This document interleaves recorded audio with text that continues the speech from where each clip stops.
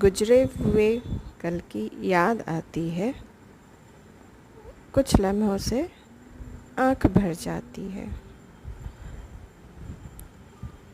कैसा लगा ज़रूर कमेंट्स करके बताएं।